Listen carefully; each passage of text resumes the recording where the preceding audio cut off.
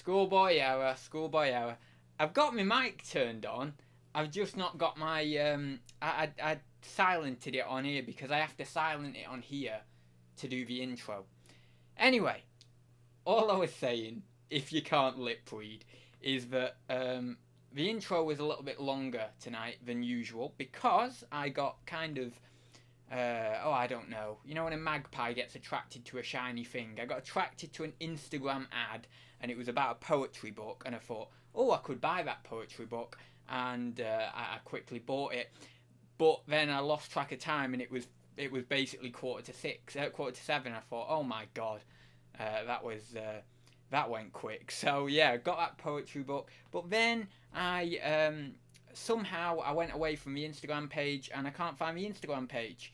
But when the book arrives, it'll have the author's name on it, and the name of the author is the same name as the Instagram page, so I can find it that way. I could go on my email and just check the order details, but I've not got my email. I've not got that email on this phone, so I'd have to go on my computer, and who can be bothered doing that? So yeah. That's the exciting story of the last 5 minutes anyway. Right then, so all I was saying was we've got the usuals in the chat. We've got Tom, we've got Tracy, we've got Zahir, we've got Andrew, we've got Chris, we've got Georgina, we've got Sailaway, we've got Antoinette Daly, we've got oh no, that's everyone. Cool. Right then, Georgina says he'll never notice. I got it. I was quicker than you thought. Silence was golden. There we go. Yeah. If he's muted, does this mean we can talk about him? You talk about me anyway, don't you? In the chat, I would have thought so. Oh, Jimmy's in the chat. I nearly said Jamie again. Every time I see your name in the chat now, I think Jamie for some reason. Bloody hell. Anyway, so tonight we are talking about it's very clickbaity title that, but it's not clickbait because we are actually talking about it. Well, no, it kind of is clickbait because it still draws you in, even though we are talking about it. But we are talking about it, so don't go anywhere. It's not false clickbait anyway. So my experience tearing down my eBay business. Yes, we're going to talk about that. Now I know I've touched upon it subtly in videos in the past. You know, saying what I'm doing sort of each week and stuff, but I wanted to touch upon it in a little bit more detail here. I wanted to touch on it in a different way. Because a lot of times when people tear down an eBay business, it's essentially, right, okay, I'm stopping eBay. I've got, let's say, 700 items on eBay. I'm going to cart them all off on another reseller, and I'm going to get what I can from them. Well, for me, it's been different than that. It's not been the normal or the usual kind of way of getting rid of a business or getting rid of an eBay business, let's say, or at least scaling it down drastically. So I kind of just wanted to talk about that process and about where I'm at now with it, where I'm at with actually getting my listings down, all that sort of stuff. After, what are we, about 4 or 5 months of doing this, maybe about 5 months of doing this. So I had about 1,300 listings on about 3-4 months ago. And obviously I've listed over the past 4 months because I had loads of stuff in the lockup and I've had loads of stuff in the spare room and stuff that I needed to put on, so then I could get rid of those as well. So then they're not going to a car boot or a charity shop and either getting me a tiny amount of money at the car boot, or they're getting me no money at the charity shop. I may as well get some money out of them.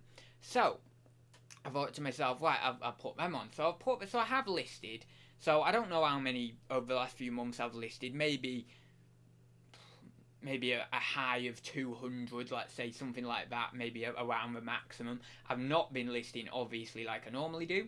So I've kind of had that. So maybe that would have necessarily pulled me up to about 1,500 listings. So we've been going about 4 or 5 months and maybe around 1,500 listings. I am now just getting below 1,000 listings. So it's taken me 4 or 5 months to get rid of 500 items in terms of, getting rid of them for half decent prices, for pretty good prices, most of them for just the normal price that they are on at, or some of them maybe less 10%, something like that.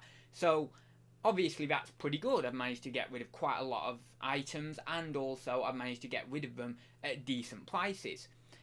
But it's not fast enough, and yeah, I was kind of a little bit of unconscious of the fact, basically unconscious of time, and the fact now we're in May, and I've got 900 and odd listings still on. That's quite. I mean, yeah, I've cleared the vast majority of stuff left to put on, so I have only a handful of items or a handful of listings left to put on. Really, I don't know, maybe 20 listings, something like that, maybe 30, around that sort of stuff. So I am in a good position with the tearing down of the business, but at the same time, it's kind of it's getting on time wise. Obviously, potentially I'm going in September. Maybe I might be here for a couple of months if the whole lockdown situation or social distancing is still in place.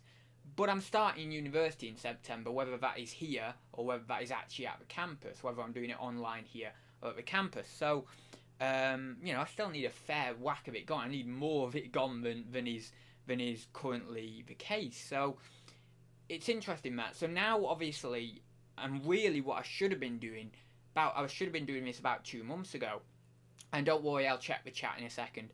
I just wanted to kind of get the story bit out of the way, and then we can just have more of a discussion about it.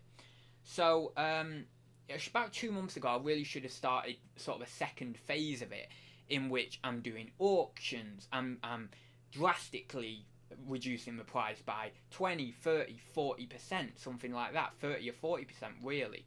And then obviously you could go into the third stage, which is car boots, massive job lots of stuff, maybe even palming the terminology I use, it's terrible, but palming some stuff off on another reseller. They would see it as a very good opportunity, and it would be, but for me it's just like, let's get it gone, so hence why I use the term palming off. So yeah, that's sort of that sort of 3-stage process. But with, obviously, I've been doing YouTube still, I've been doing other things that I shouldn't have necessarily sunk too much time into at this point where I'm at. I should have been focused more on the deconstruction of the business. I have been reading quite a lot more. Maybe a few of you over the last few weeks or months will have noticed that shelf there growing, the books slowly going, piling up on it. They're the books that I've now read. And obviously I've been doing bits and bobs of research online because I want to make sure I'm setting myself up for a good position at university. So actually, for some reason, why is that concurrent viewers not changing? It's still saying 2 viewers. I don't know. We must have more than that, because there's about 10 people in the chat, but must be randomly not updating today. So, so yeah, I have been doing the books and all the rest of it, and doing that. So I've been doing more stuff that isn't the best. Essentially, it's not been the best management of time that I have taken, essentially. But we are where we are. It's May. I've done the accommodation today, so I've booked in for the accommodation. You basically, the time limit is till the 31st of July, so I've done that today, so I'm happy with that. Have I got a good room, or a room that I really wanted? Possibly not, because I maybe would have liked a slightly bigger room, but I am looking at the diagram and the floor plan. I am going to be on the side where I know this is so funny, but it's on the side where it gets the most sun of this smaller building. It is in a building with 72 other students. That is one of the smaller ones, like, it's kind of middle of the range, but it's one of the smaller ones, because there's some with 120, 150 students in one. So yeah, 72 students in it. I'd say maybe one of the smaller ones, and yeah, so that's interesting. That's good. I've got that done, and it's been a real weird process like this, because it's been. I was saying to my mum before, actually, it's been like this. It's been basically eBay's this side, and then university prep is this side, right? And it feels like, essentially, you've got a little filter here, and you've got maybe 100%, or a little goal thing here. 100% is up here of both of the columns.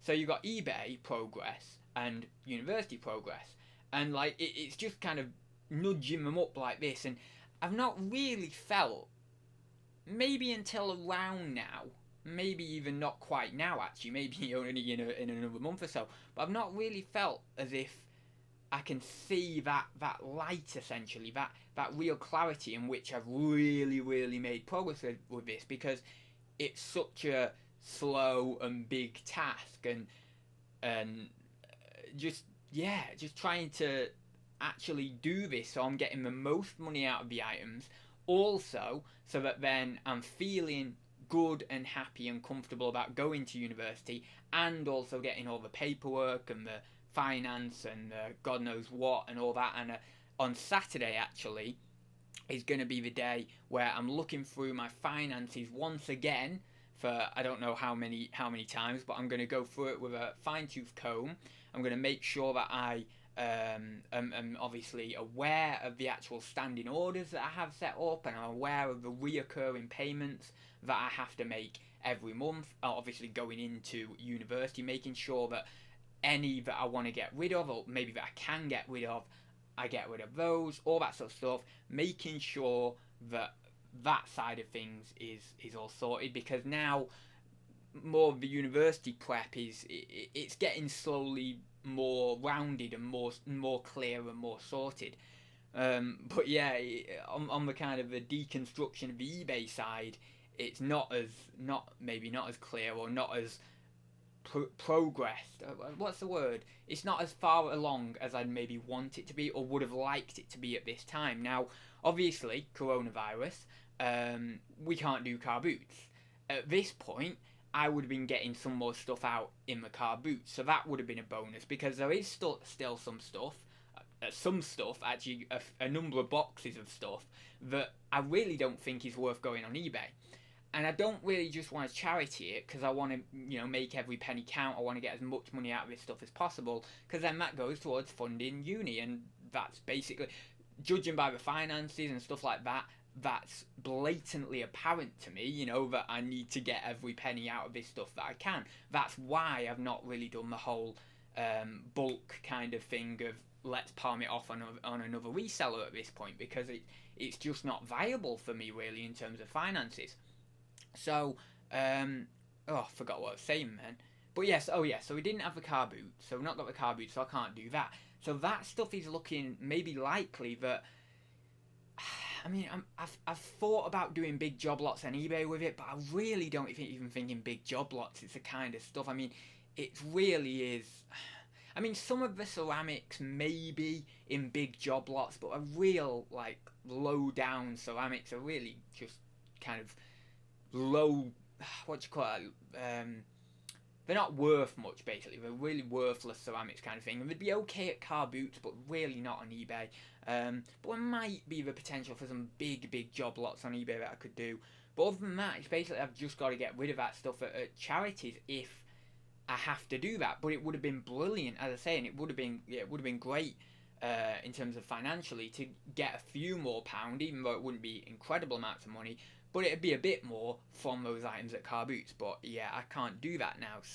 Or it's looking unlikely, because I don't really think I'd be doing car boots in August, considering I'm going partway through September. I mean, I might be able to, but at that point, I would imagine that in those last few days, I'll be really rushing around doing loads of other things as well, getting things together and stuff. So yeah, it's so that's where I'm at with that. So a little bit of discussion in the chat if you would like, if you've got any questions surrounding this, if you've got any questions that you'd like to ask me about my experience of slowly deconstructing an eBay business at this point. Obviously, I'm not an expert at that because this is my first time of doing anything. And I've not gone, as I said at the start, down the traditional route of actually deconstructing a reselling business. As I said, most people will just get rid of it all in one go to another reseller, or to I don't know, maybe a house clearance guy, but possibly not. But they get rid of it all in one go somehow. Not the way I'm doing it, which is in dribs and drabs to get the most money out of it, essentially. So, anyway, let's have a look in the chat. So, we've got, do you think aliens are visiting us, Adz? Oh, is this to do with the whole, I'll have to have a drink of my tea. I've talked for ages there. Mm. Oh, that's so bad. Oh, that's so good. What's it? Wet the old whistle. That's for drinking, but still, it works. Is that to do with the whole leaked UFO pictures? No, not they weren't leaked. Were they? They were just actually put out there by the was it NASA? I want to say NASA. I don't know, but no, I fully. The thing is, I fully believe in aliens, but I do not believe that aliens are on this planet or that around this planet or anything like that. I fully believe that alien life exists. I don't know, as I've mentioned this many times before, so the regulars will be like, oh, not this again. But I do believe it exists because we exist and the universe has many, many billions or trillions of planets, and the chances are that on one of those planets some sort of life has evolved. But the thing is, it's either very, very unintelligent life, or it's probably about the level we're at. And if it's about the level we're at, then essentially they won't be able to get halfway across the universe to be here at this time. It'd have to be a very, very well in advanced society, and I don't know quite how that would happen really. I mean, I'm trying to think in logical terms. Let's say the Big Bang explodes outwards. So, possibly, if life could evolve on one of the planets closest to the Big Bang, maybe then that... Or would it be the opposite way around, furthest away from the Big Bang? And then they would have evolved first, right, or something. One of the ways around, anyway. It's all this space-time stuff. It messes with your head in terms of which way round it is. But I think it would be closest to the Big Bang. So, something that... If they evolved closest to the Big Bang, and then we evolved way, way, way later on, all the way on the other side of the universe over here, basically, after the Big Bang has got spread out for expanded millions and billions of years, they would be there. Then we might be advanced enough by the time we've evolved and got to the point where we are to actually travel that point of the universe. There's the idea that you can, like, warp space-time, isn't there? So you could, like, if space is like this and has the ability to be malleable, curve it round, and then you can actually get from one side of the universe to the other very, very quickly because you can curve the universe on itself and pass through. Like, well, I don't want to say it's a time warp because it isn't a time warp, is it really? But it's like it's weird. It's like a wormhole. Maybe a wormhole would be the right word. I'm not a physicist, so I don't know. But, well, no, it would kind of be a cosmologist. Well, physicist, cosmologist, something like that. Maybe theoretical physicist. Anyway, I don't know. But, yeah, you could do that and then get there. And then if they had the advanced technology to be able to do that, I mean, how the hell they would have that technology? Surely they'd have to, like, harness the power of a black hole to do that. Like, there's no way you'd be able to get that level of energy without harnessing the power of a black hole. So you could flip it over, jump right through, and then they could get to here, and then you see the UFOs. It's a possibility, but that's so far-fetched. That's incredibly far-fetched that would happen. So, yeah, I fully believe in aliens, but I do not believe that they are on this planet doing the UFO things. I think that's just like people messing around or this or that, whatever, blurry photos. It's like the Loch Ness. Well, it's not, maybe not as far-fetched as the Loch Ness monster, but it's similar. You could draw a comparison, like, people put in. I suppose it is quite similar actually, where people like did the false photos, and there was that one from. Oh, I forgot the name. It's a very, very famous photo. I think it was in the 1930s, the black and white one, where it's just coming out of the water, and that got found out to be false or something. Not too long ago, I don't think it was. Maybe it was a few years ago, but it wasn't like crazy. It wasn't like 70 years ago or something. It was a little bit more recent than that, but yeah. So I draw a bit more of a comparison with that really, but it's not to say that I don't enjoy it. It's not to say that I don't think it's an exciting thing to think of. That's a different thing altogether. It's very exciting to think. It's very exciting, cryptozoology and all that sort of stuff. I think that's where the look at things like Bigfoot and all these types of things, all that cryptozoology. That is a very, very interesting, very, very fascinating thing to study. And maybe even within cryptozoology, more so than aliens and stuff, some of that stuff might have a little bit more logical basis. I mean, David Attenborough did say actually that he thinks there is some quite convincing evidence for Bigfoot being around. And, you know, David Attenborough is very well up on all this stuff. So if he says it, you know, it's like there must be some basis in it. But, yeah, so all this stuff is very fascinating to think of. But some of it, you know, I think some of it's quite far-fetched, really. But anyway, that's that. Right, and Tom's in. Hi there, Tom. Very jazzy shirt ads. Oh yes, I like this one. It's I've not worn this in quite a while actually. It's quite cool. It's got the flowers on and a little whatever these things are. I don't even know, little spirally type things. I'm not sure, but right then. He says Graham Hancock books are a sail away. Graham Hancock. I don't know whether I've heard of that name. Let me Google it. Oh. I'm selecting the whole message. Oh, I'm still selecting the whole message. Oh, God, I'm not going to be able to select the thing without selecting the whole message. There we go, right. Graham Hancock. Oh, I know who he is. I do know who he is. British writer and journalist. He is known for his pseudo-scientific theories involving ancient civilizations, earth changes, stone monuments, or megaliths. Altered states of consciousness, ancient. Sounds like cool guy. I judge the coolness of people by how mystical they are. That's so bad. No, to be honest, I think that quite a lot of scientists are very cool, even though a lot of people wouldn't say that they're very mystical. But I still think, for example, Brian Cox, I think is really, really cool, but a lot of people wouldn't say he's very mystical. I would say, rather than using the word mystical, I'd say he's very poetic in the way he describes the universe and stuff. But anyway, yeah. So I'm just looking on Wikipedia. I need to look at. I would like to read one of his books really, because I have actually gone on the Wikipedia page for him before. I know who he is. Yeah. Well, you know, I sort of know of him. That's what I mean. Well, it's interesting, isn't it, all this sort of stuff. So I don't know what he's pseudo-scientific theories. So what actually, what's his main kind of field? Is it a branch of science? Is it religion? Is it mysticism? Is it spirituality? Because it's everything, isn't it? Is it mythology? Because it's saying here altered states of consciousness, which kind of would be mysticism in a way. You've got ancient myths, which is kind of mythology, astronomical or astrological data from the past.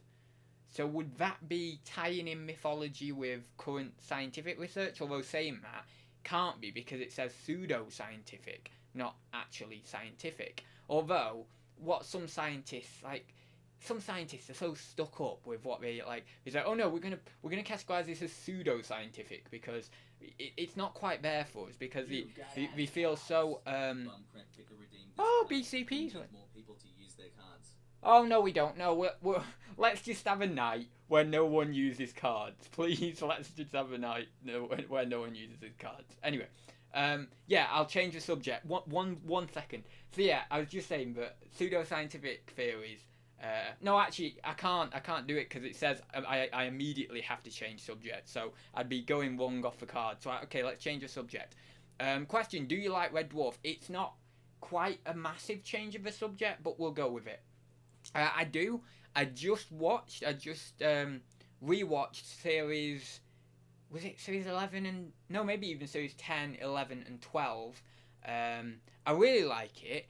The guy, what is it? Douglas. Oh, what's his name? Douglas. It begins with an N, doesn't it? Douglas. Red Dwarf. Douglas. Naylor, that's it. I didn't. It's not even come up on Google, but I just remembered it. Doug Naylor and Grant Naylor. But they had a fall. No, sorry, Doug Naylor and Rob Grant. That's it. No, Grant Naylor is the two names put together. But we had a falling out, didn't we? So it's just Doug at the moment, isn't it? It's been like Doug for years now. But speaking of mystic and all that sort of stuff, I do quite like some of his stories. There's one called, I think it's called Sansara, which is the Buddhist idea of the wheel of birth and death. And it's funny in that because they have the karma drive, don't they, where good things happen. If you do good things happen to you. If you do bad things happen. But if you flip it on the head, this like spaceship or whatever, some of them kind of tamper with the machine, and bad things happen to good people and good things happen to bad people. Oh, it's so funny. Oh god, because there's a couple who's having an affair in it, and we want to continue the affair, you see. So we have to flip it on its head. So because they're doing a bad thing in the term of having an affair, they actually get positive results from it, because previously, before tampering with it, they were just getting all bad things happen to it. But oh, it's funny. But they all got the entire ship got the karma in the end, the true karma in the end, because the ship got fried. I don't even know what happened. All the bodies were on the floor, but I think it had been like vaporized to something. I really don't know. I don't know why I'm laughing at it. It's not. I'm such a terribly evil person laughing at that. Oh yeah, they just got all vaporized. Oh god. Anyway, yeah. So so I do like Red Dwarf. I mean, it's brilliant. I think that I just like the crew, the cast of it. You know, like Robert Llewellyn, Danny John Jules. What's Chris Barry? There we go. And Craig Charles. There we go. It takes me a minute to get all the names. But no, I like that cast, and of course I loved Chris Barry in. Oh, someone will tell me in the chat, because someone can read my mind. That 90s one, the 90s sitcom. Someone put it in the chat. You guys know what it is. Yeah, but the 90s sitcom. He plays that real uptight guy, bit snobby, but kind of lovable as well. It's a great TV. It ran for about 8 seasons, that as well. It's a great TV show. Oh, someone will say it. Come on, please, someone say, because I'll never get it otherwise. I don't know, but I liked him in that. So yeah, I do like that. British Empire, there we go. British Empire, yeah. Indeed. Uniquely, and you redeemed this card. Oh my god, not a YouTube channel review. Oh no, I've lost 5 matches. Damn you. I think have I already done Zahir? We're gonna get. Actually, I think I've already. Oh no, I did Zahir's eBay. Zahir Malik.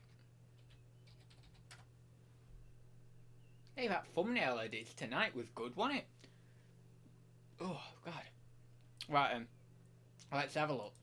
Let's have a look at the main man himself, Z. Let's see this. There we go. Move on. Look at that. I've got 1 notification. Better not open it. Might be some hate comment or something. Right. So we've got Zahir Malik, the Z Dog. God, he's gone up in subs. Let's see it.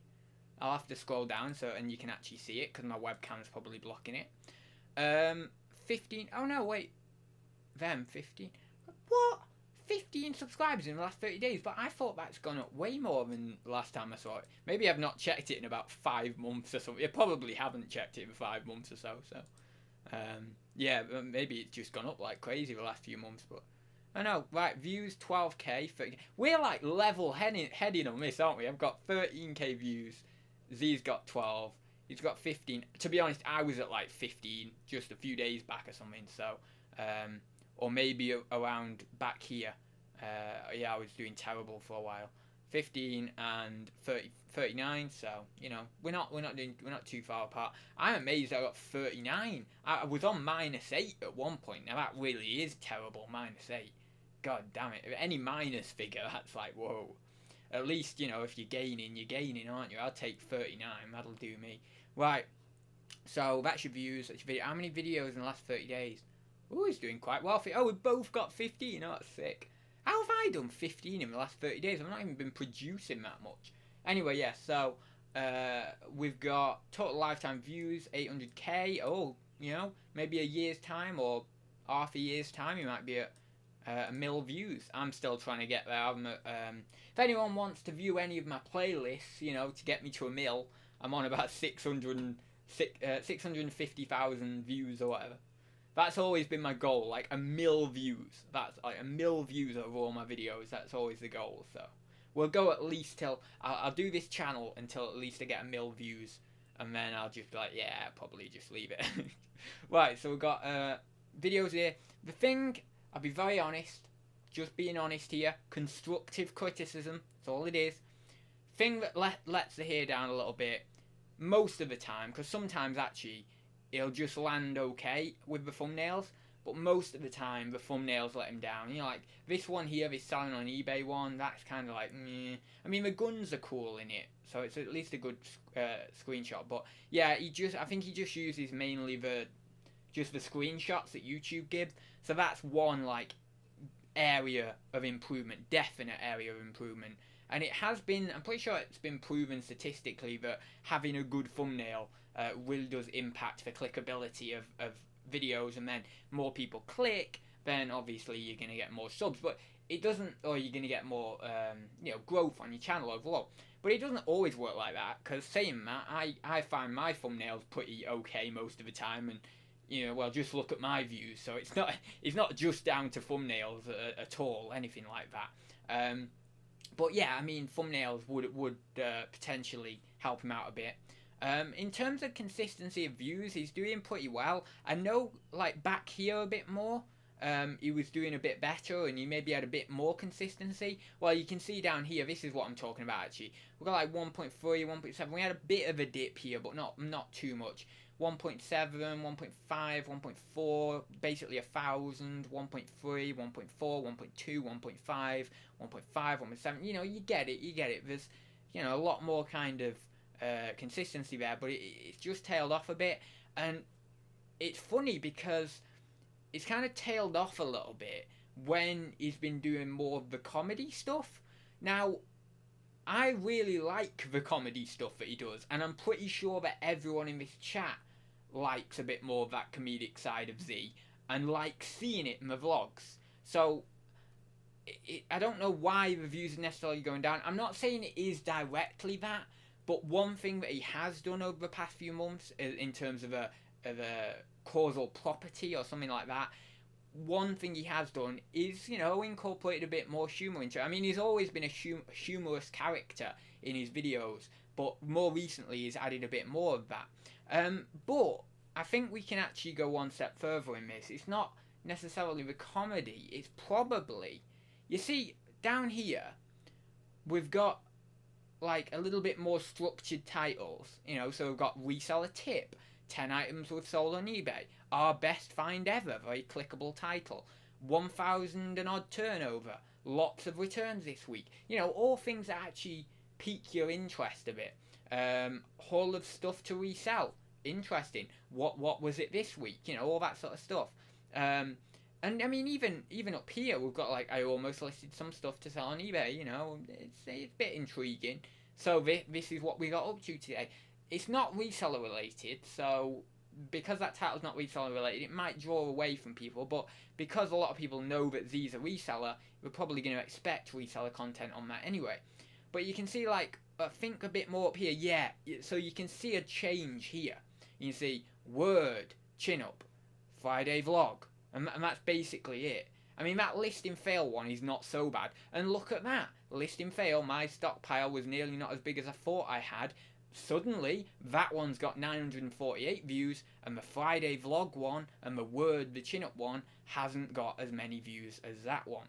And the chin up is normally quite consistent, yet that one's got a little bit less views. I mean, the chinwag, not chin up, chinwag, is normally just over 1,000, or it was back here, I believe. So, 1.3, yeah, 1.5, 1.5. And you can see, again, a theme. All of these are the titles, essentially, except that one, actually, but I suppose it's still intriguing. It's Friday at 7 p.m, it's time for the chinwag. It may inspire people to click still, but especially with these two here, and possibly even ones back here as well. Look, turnover in the title, a monetary figure in the title, that's always good for getting views. People like to see monetary figures in the title. Now, if you had actually put on that one there, 1.7 that 1.7k views one, actually you probably can't see it, it's this one here I'm referencing. So if you had actually put, like, if Zahir had put his face, right, nicely lit in the corner of the screen, let's say, and maybe looking over to the other side of the thumbnail, and then in big massive letters, big bold clear letters, 1,100 plus, and then eBay sales or eBay turnover or whatever, it doesn't really matter, put that might have actually even helped that a little bit more. It might, I'm not saying it definitely would, but it might have got them to around the 2k views, because people, that intrigues people. But you see, it's just obviously him and Beck, and that's all well and good, but doing something like that thumbnail might just make it pop a little bit more. So yeah, I think that maybe the common theme here is that some of these kind of titles, look, I mean, this one, there's no capital letters on it. Watch me ship RC parts, do it now. You know, it's like, well, am I really going to do it? I mean, clearly you can see there's a red bar there, so I did it. But, you know, really, if I'm just a random viewer, I don't really have, let's say, an incredible understanding of Zahir as a person or anything. Am I really going to do it? I'm like, yeah, probably not. And then it's like still coping again. Now that one, look at this. Chinwag, it's a Chinwag, 178, 590 views. Compared to back here, look, 600 views on that one. Back here, the Chinwag was getting 1.5k views. What I would say to Zahir, without a doubt, is go back to the titles on the Chinwag with the monetary figure of turnover in the title. And if you can be bothered, put a nice thumbnail like I just mentioned earlier. But doing this thing like another one, or still coping on the Chinwag, clearly that is affecting your click-through rate of people, and it's going, you can see the evidence. I mean, look, Word, Chinwag, you can see it's slowly gone down from around the 1.5k to under 1,000, and then gone down from under 1,000 to now up here, 600. So, and yeah, obviously, his core audience is still watching. 500, 600 viewers, that's his core audience. But, you know, the other people aren't clicking. The people who occasionally watch the videos. So, you know, I'd say do that, and that will actually, you know, that'll get him up there a bit. Anyway, so I'm not going to go and click into a video because I've done a big ramble there. But that is Z's channel there. Hopefully I gave a good enough in detailed video. In detailed, whatever I'm trying to say, review. There we go, review. Right, and let me have a look up the chat. Loving the channel review ads, you should do more. Well, to tell you the truth, Tom, I always feel a little bit bad doing it, because who am I to judge? Right, for one, who am I to judge? I have 4,000 subscribers, right? 4,200 subscribers, whatever it is, right? And my views are at an all-time low at the moment. Well, not an all-time, no, sorry, that's me going, I'm exaggerating. It's just because I was at an all-time low a couple of weeks or 4 weeks ago or whatever. Or not an all-time low, but close to it, basically. And so I think to myself, well... Picker redeemed this card. How does a woman give birth to sextuplets? Oh, no, not this again. Stop it! Stop doing that one. I really have to do this. Do I really have to do this? Right, anyway, I'll do this. But, so yeah, I always feel a bit like that, Tom, because I think to myself, you know, I'm not really anyone to judge. I've not got 100,000 subs. I'm not at the top of my game. I'm not doing really, really well on YouTube or anything. I have, of course, been on YouTube for 7 years or so, and I had a channel previous to this one. But, you know, I've never really made it big on YouTube or anything. I've just been on here for a long time, and obviously I've picked up knowledge from that. But, yeah, but I try and be as objective, as fair, as balanced as I can do in the reviews. Also, you know, a little bit of subjectivity comes into it, because as Freud correctly pointed out, you can never have a wholly objective outlook in terms of in psychology, if let's say you were in psychoanalysis, you never have a wholly objective outlook, so you always have to have a bit of subjectivity. Although Freud would have liked to have a wholly objective outlook, but it wasn't the case as he started getting used to psychoanalysis and started going through it. He realised that it's not possible to be a complete blank slate. So, and then you can look up something called transference, counter-transference as well, which is a very good little thing to look up. Anyway, it doesn't matter. So what was I doing? I'm getting flustered because I forgot what I was doing. Right, there's sex tuplets. Now, what is sex tuplets? Sex is 8, right? I mean 7. Sex is 7, right? Oh, do I have to do this?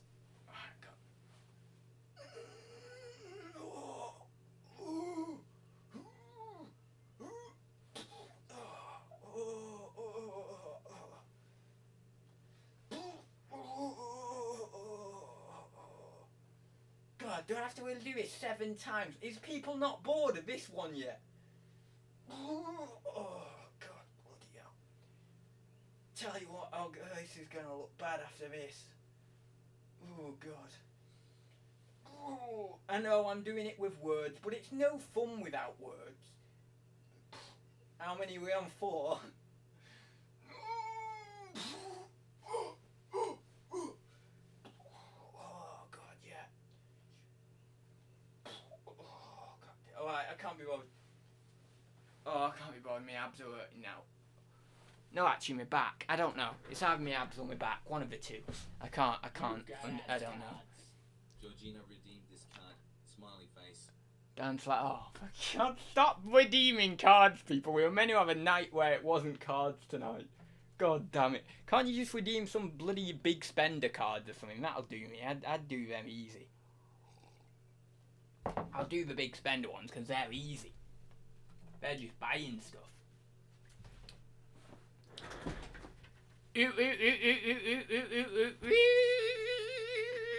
Got my little tail up here. Actually, you know, I could be like a little... What are them? Not capuchin. What are they called?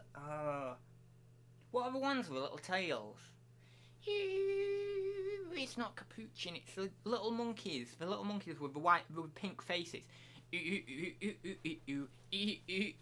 We're going to have to... I was thinking... Actually, I'll say it after this.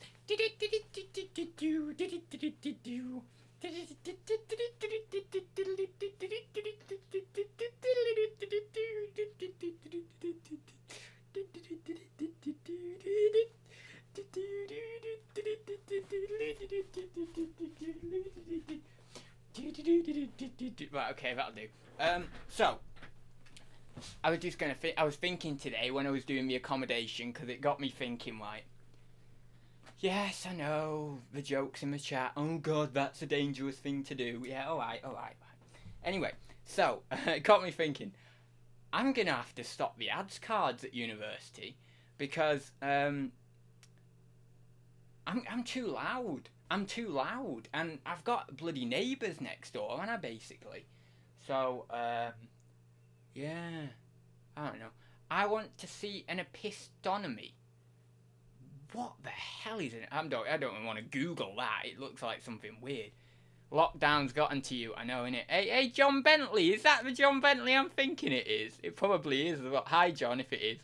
Right then.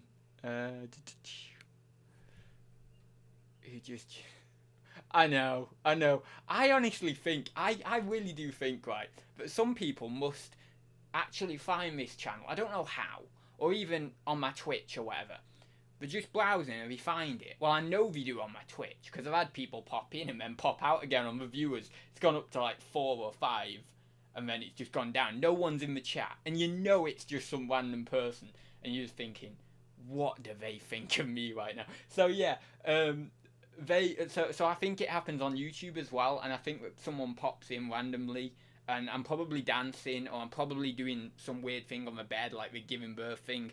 And they don't know it's an ads card because they don't know about the concept of ads cards. I don't even think my entire audience knows about the concept of ads cards, even though all I do is bang on about it. I still, for some reason, I have in my brain the idea that there's probably a handful of people out there, or even in my audience, that just don't know about them or don't get them or whatever. But Anyway, and that's maybe why, and it is a subconscious reasoning, why I always bang on about them and always actually explain to people what they are. Although saying that, people just annoyingly ask me all the time what they are, despite the fact that we've explained them about 50 times. But yeah, so they don't know about that, so they just come in and they just think I'm a right weirdo. I mean, I am a weirdo, but I'm a weirdo on purpose because of the ads cards. I'm not just a random weirdo. Well, I am in. Yeah, we could go around in circles here. Right then. Right, I'll have to go up here. Oh, here we go. Heather's someone called Heather Wood. I don't know whether they're new to the channel or not. Maybe they are. I don't know. But they've said, what the heck is occurring here? Maybe they're new to the channel, and maybe they're... Yeah, that'd be funny if it were. Anyway, he's really popping them out. I know, it's crazy. And... oh, wait, is it... Oh, no, it's not 8 o'clock. Question, is the here going to take this advice? Actually, is he even in the chat? I don't think he's in the chat. Going to take this advice, or is he pro game streaming at the moment? Right.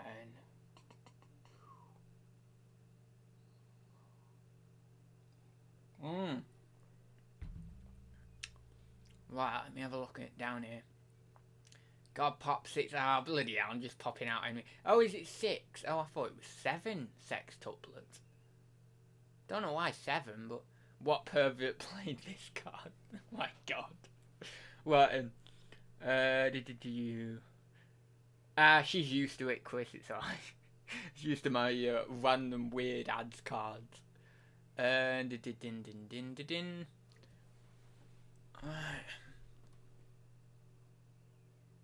I will never understand. Well, I would say it is for people's own entertainment, but I don't even think by now people are finding it entertaining.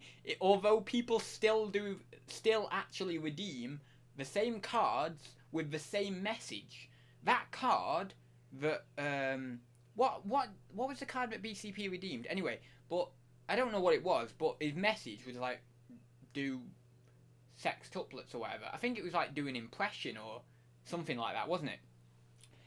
There can be anything on those cards. You could literally get me to do whatever on that card. You know, whatever impression or whatever this or whatever. But people do the same ones. Let's see how this goes. Oh, bloody fuck. I'm not going to be able to read the chat. At least I'm not typing anything at the moment, so that's okay. We've had people do that when I'm doing eBay listing. I'm literally got my glasses off when I'm doing listing. It's terrible. But no, I don't know why people don't actually just change up the messages, you know, but everyone just does the same messages. And I think, bloody hell, people must be getting bored with this. But evidently not, because people just keep doing the same message. Although, saying that, it is mainly Shazad, so maybe everyone else is getting bored. But, no, I want some different messages. Well, you know, I've got the Big Spender. There we go. It's not coming soon. It is actually out now, the Big Spender collection. So that mixes things up a little bit. So I'm waiting... probably a few weeks or so, but I'm waiting. I've not got a watch like the other night, but I'm pushing my glasses up. I've not even got them on. Anyway, I'm still trying to force a habit that. Yeah, so I'm waiting a few weeks for one of them to get redeemed, because that'll be. Oh, I can't wait for the Big Spender collection. It's going to be so cool. So yeah, this is going to be interesting. Right, so I can't look at the chat, so I'll drink my tea for a second. And I've got to remember, I either shut down the stream before I don't know why I'm doing the... Why am I even doing this action? What is that? Anyway, right. So, I need to either shut down the stream before 8 or do the clap at 8. I'm doing it again. Right, I'm putting them back on now. It's been around 2 minutes. Well, no, it probably hasn't. Just give me another... I'll give it another 10 seconds. 10, 9, 8... 7, 6, 5, 4, 3, 2, 1. Bing, ding, ding, ding, ding, ding, ding. Right, so. You've got ads cards. Uniquely redeemed this card, Rose Shazad. Why does Shazad always give Zahir a hard time for being a... Oh my god. She would redeem this card. Well done. Great evening. Well, I'll clap in a second. Yeah, so, why does he always basically give Zahir a hard time about being a potato or a terrible gamer or whatever it is he does? Why does he always, here's a good roast, but it's a new recent roast. Why does he always feel the need to do about 50 billion ads cards in one show, and always at the worst moment, so that then it catches me out? That's, oh god, that's terrible. It really is. It gets me so, like, I just get caught out. I get caught out, and then I look like a right idiot. Oh god. Anyway, yeah. Why does he have to do that? Although, as I mentioned on Tuesday, that's my own fault for creating the ads cards. Why does he? Oh, I don't know. That's not really. I was gonna say, why doesn't he have a profile picture? But then that's not really. It's not really a roast, is it? But I mean, I could work in there that maybe he's, what's he trying to hide? I could work that in there. Yeah, I guess Shazad's trying to hide something from not having a profile picture. There you go. I could get that a little kind of roast in there, but it's not really that much of a roast, is it? Yeah, well, I think that's about it. We've probably done about 30 seconds there anyway. Oh, as well, sorry, I didn't say hi to a couple of pickers before when we popped in, so hi there, Lisa, or Rob, or whoever it is. One sec, I've got to go up. I'd love to see a video of a poor person who just tunes in at this point with no idea who Adz is. Yeah, I don't know whether that's in reference to what we were just chatting about, but we were just chatting about that. It would be bloody funny. Lovely. Right.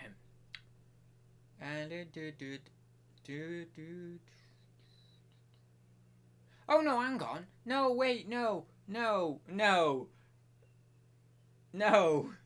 Pleasant Valley Picker was the person who said that before. Oh god, I've just read it twice. Have I just read that twice without even realising it? What? Oh my god. I thought that it was Susie in It to Flip It who had said that previously in the chat. And then I go down and I can see that message from PvP. And I think, oh, hang on, that's funny. Susie had just said that. I was thinking in my mind. And then I just realised, no, hang on, it's the same bloody comment. And it was PvP who said it previously. Oh, God, that is funny. I'm going bonkers tonight. Well, okay. I'm not sure I'd totally thought about the potential for evil. Yeah, you know what? I really didn't. If I had... Well, I do have the opportunity to do it again. I could just scrap all the ads cards and just redo them. And you never know, I might do that. We could do a special university. Oh, I could do that. Oh, yeah, but I've not really got the time at the moment. I'd probably be able to, not now, but maybe in a couple of months, I might be able to squeeze a little bit of time out and do a collection of university-friendly cards or something like that. But the thing is, it wouldn't be as fun, I don't think, because they'd have to be really crappy ones. I don't know. The first job at university is to... Well, this... You can take this idea and you can tell me how much of a fool I am with this idea, because maybe it is a bit foolish, but I thought, right, so what I want to do, obviously I'm going to be the older one there, I'm 24, them lot will be 17, 18, whatever, maybe 19 in the dorm. So I'm like, right, I'm going to sit everyone down around a table, there's going to be 8 of us, you know, me included, and I'm going to sit everyone down and I'm going to say, right, look, we need to get to know each other. I know, I'm going to be that person, aren't I? Right, so we need to get to know each other, we need to work as a team, we need to get to know each other's personalities, each other's strengths, each other's weaknesses, where we're lacking, where we're strong, or, you know, all that sort of stuff, all that thingy. And I really want to do that and make sure that everyone's, you know, kind of getting to know each other, getting friendly, not just necessarily a very objective look at one another in terms of personality and all the rest of it, but more, let's say, you know, likes and dislikes and what we like to do and all the rest of it, and hobbies, and really get us to commune as a flat, essentially. And then, well, because of that, I was just thinking then, if we all do commune as a flat and we are like sharing not sharing each other's rooms, but like going in and out of each other's rooms occasionally on the days, and really we're getting to be a good friendship. We're having a good friendship between the 8 of us, and we're a good unit as well, a good kind of team. Then I could do some ads cards that potentially involve them, so long as they're okay with that and stuff. And they're young people. Young people are up for a laugh and stuff most of the time. So yeah, I mean, that's a potentiality. Obviously, it's not something I would do straight away. I'd probably do that 3 months or 6 months down the line, because things like that. If a friendship isn't mature or solid, it can damage a friendship too early doing something like that. So but potentially some very friendly, very safe ads cards that would involve other people, but that's only if I get a cool group of people in my flat. If I get I have this real fear. Well, it's not a real fear. It's a strong apprehension. That's the best word to describe it. I have a very, very strong apprehension. I have this feeling that I'm just going to get a load of people who are really stiff and rigid and really kind of objective and really like that. Really just and I couldn't do with it. Of course, am I objective? Am I analytical? Am I very rigid at times? Yes, I won't deny that in myself. Of course I am. But the other side to myself is very fun-loving and whimsical and all the rest of it. And I couldn't deal with it if I was living with 7, if all 7 of those other people were really rigid and really serious all the time. Couldn't do it. Now, if we had a mix, I think that would be okay. But the really good one would be 6 people, right, are silly and whimsical and this, and serious to a point. They're still serious, but we're not deadly serious all the time. And then 2 of them are more serious than, let's say, silly. And, so we're a bit more analytical, a bit more objective and stuff. That would be good, because then I'd be in the group with mainly silly people, and I'd be like, yeah, I'm enjoying this, but then you've always got that little subtle hint of seriousness in the other 2 people that bring you back down to earth when needed. So I think even 4 and 4 would be too much of a challenge for me, maybe, because maybe it would work, but I feel like the seriousness, and this is just a very childish conclusion, but I feel like the 4 who are serious will kind of dominate us 4 who are silly, or I mean, it's possible that it's the other way around. But because I'm in the silly camp, and you divide off like that, you do that division, black and white or whatever. You always think that, oh God, that side is gonna overtake essentially, and that's, as I say, nothing more than a childish conclusion really, and that kind of psychological immaturity of, oh God, is everything going to be all right, when actually people are 99.9% of people are cool anyway, whether they are more serious people or more silly people. Anyway, that would be really cool. And if they are like that, they are like let's say there's 6 people who are silly and 2 people who are more serious, that would work really well. And I think people would really kind of get on board with the whole YouTube thing and the silliness and the whimsicalness. And for me, it's always been a bit of a weird one. Going into a new friendship group, because I have one of those personalities that is, well, it's kind of like Marmite, but more than that, it's not the normal personality. It's a bolder personality, and obviously it's taken me a very long time to accept that and come to terms with that. But more so, every time in life, and I'll always think this, every time in life I come on to a new group of people, there's always going to be that apprehension of, well, I've got a bold personality.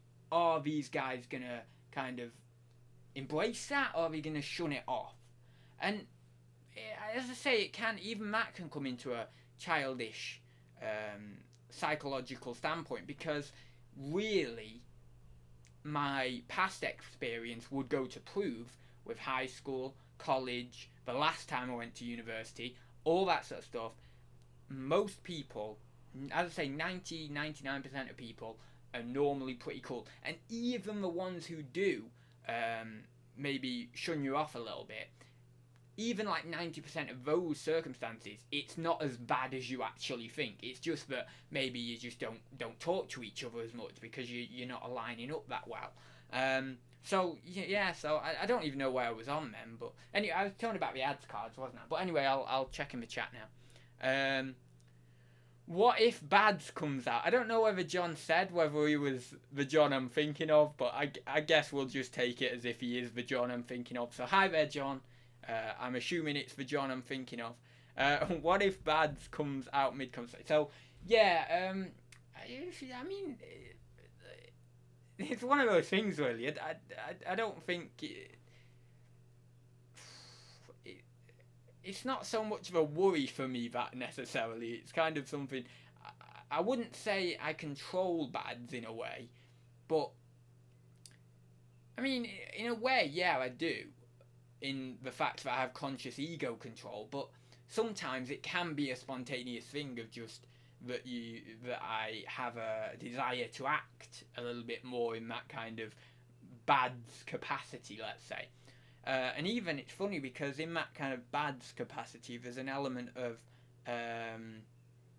childishness in there as well. Even though there's this element of evil and stuff like that, there's an element of childishness in there as well. And so, yeah, that can come spontaneously, but I've never worried about that previously. It's not something that I've previously been worried about, like, for example, in conversation with anyone.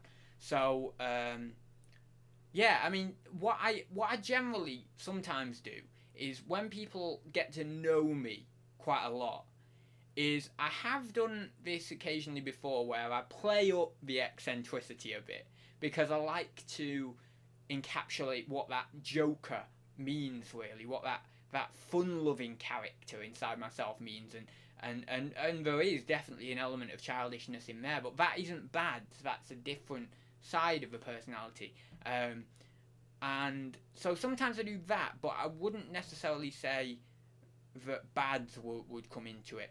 Probably the closest I would get to Bads is in a different situation. Let's just put it in a different situation altogether, because in the past, that's where subtle hints, not no way near the full Bads, but subtle hints of him has come through, because he is expressive of the instinctual side as well of my masculine personality, and so therefore there is a time and a place for that to come out as well, if we're looking at it quite straightforward. So therefore there's times and places for that to come out. Anyway, yeah, so that's about it. Ever heard of the Inbetweeners ads? I have, and I've watched it a lot. I've watched it many times through. I've watched I first heard of it when I was a little bit older than when it came out, because a little bit after when it came out, because I was actually, I wouldn't have said I was, no, it came out was it 2008 it came out, or 2010? No, I think it was 2008, wasn't it? 2008 to 2010, yeah. So I was 12 at the time in 2008, so it was a bit young for me. It was a bit old for me at that time, but I think it was maybe about 2014, 2013. I want to say maybe 2013. I started to get on board with about then, and then since then I've watched it many times over. And I think it's brilliant. I think the comedy is brilliant. I think the way they encapsulate that young adolescent guy, and not just only in one of them, and obviously this has been talked about in Inbetweeners interviews and all the rest of it quite correctly, but overall the four of them encapsulate the adolescent boy, or elements of the adolescent boy, because, for example, someone might be more of a J, let's say, but they also have subtle hints of the others within them. But then someone like myself would be more of a Will, and you can quite clearly see I'm more of a Will. I even kind of look somewhat, a little bit like him, or I did when I was younger, because I had similar glasses to him. I've got these other ones now. But, so I'm more of the Will of the adolescent boy, but I've still got a little bit of J, and I've still got a little bit Simon and stuff in me, kind of thing. But you know, so it's brilliant how they are able to capture that. And I mean, a lot of young guys are more of the J, really, like the J or the Neil type thing. That very kind of their lustful kind of ways of taking them over a little bit more. They're always, you know, wanting to do things, obviously. And so probably a lot more people kind of, I mean, I guess a lot of people would identify with Simon as well, actually. There's probably the fewer number of people who identify with Will, because obviously he's very kind of, he's not the, let's face it, he's not the normal teenage boy, really. He's kind of a bit nerdy. Obviously he's very intelligent, but he's also quite introverted and doesn't really know what he's doing and all that. And, I mean, none of them know what they're doing, but Will kind of, he acts like he knows what he's doing, but really he doesn't know what he's doing. He thinks he does. He goes out there and he does all these adventures with the lads, and he tries to sort things out, and he thinks that he's an adult, and he's being precocious in such a way, but he's really not, you know, and you see that because all the plans end up failing, and a lot of the time it's actually not necessarily because of Jay or Neil. They might have instigated something or started something slightly, but normally it's because of a reaction that Will has had to what they started, that then ends up in just everything going to crap, basically. So it's interesting because I associate myself, or maybe I did associate myself a lot with Will, because I always felt that I was kind of playing that role, you know, that, oh yeah, I know what to do, I'm an adult, I get all, I know what's going to happen here, I can sort everything out, don't worry. But actually, you know, inside, there's no way, you don't know what you're doing. And I think it's actually more of an adult thing and an adult reaction to actually say, look, I'm an adult, but I don't know what I'm doing, I haven't a clue. I'm going to try my best to get things done. Obviously, I've got responsibilities and stuff. I'm going to try my best to get things done. But actually, I'm still just working this out for myself. I'm still just figuring it out. That's more of an adult response than actually trying to appear as if you know, oh yeah, I know what I'm doing, I'm alright, I'll sort this. But then actually inside you don't know. It's much better to be honest as a young person. Say, look, I don't really know what I'm doing. I'm an adult, I'm supposed to be an adult, I'll figure it out, I'll take on the responsibility, etc.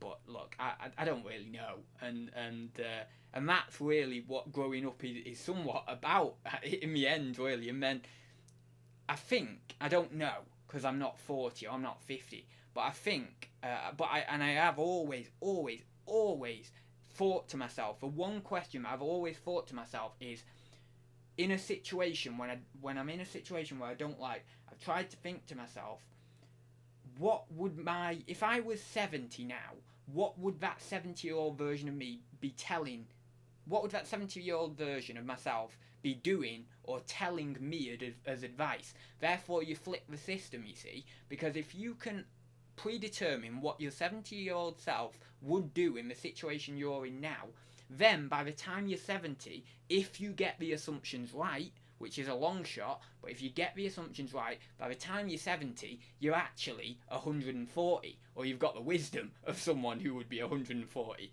So I've always tried, like, what would this guy do in this situation? And then, you know, you get a bit more wise that way. But I think that what happens at 40 or 50 is you still might not fully know what you're doing, but you're so acclimatized to life within your physical body, within your mentality, within all the crap that you've gone through in life, both physically, mentally, all the things you've had to put up with, having kids, all this sort of stuff. Having kids is a big one, in terms of actually essentially having another person to look after, and you have to feed that person, you have to do everything, you have to direct everything at them, and that's got to be your focus for 18, 20 years or so.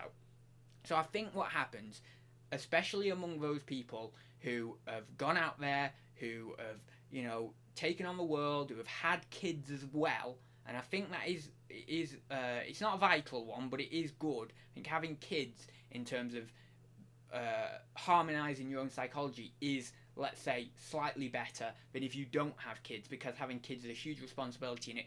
I think it does round out the personality a bit more. So when you're 40 or you're 50 and you've gone through all this, you're just like, you know, I'm not that bothered anymore. I'm chill. We're relaxing. We're chilling, you know. I've gone through crap.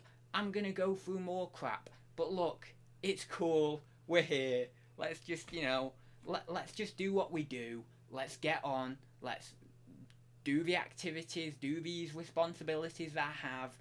Don't really need to moan about it much anymore, because I'm way past exhausting effort like that on moaning.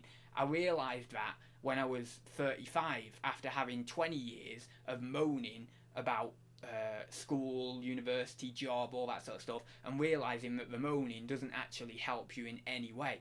I'm still at the moaning phase, I'll have you know. I moan about everything, and I've not realised yet that the moaning is absolutely pointless. I've not realised it. I still moan.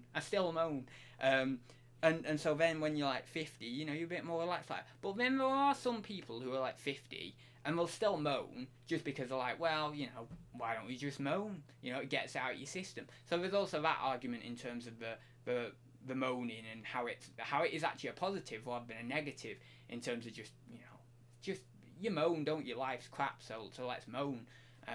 Some people like to say that moaning is actually like myself actually. I've just said there partially that, you know, moaning is like a really negative thing. But to be honest, if we're really looking at this, it's not really a negative thing. It's just a natural response to what's going on, essentially, to what's happening around you, to life going on around you, essentially. So if I want to moan, I'm going to moan, even if I'm 50 and I've let go of these kind of things and these ideals of trying to do all these things, essentially, and trying to make everything, you know, just kind of trying with life, essentially.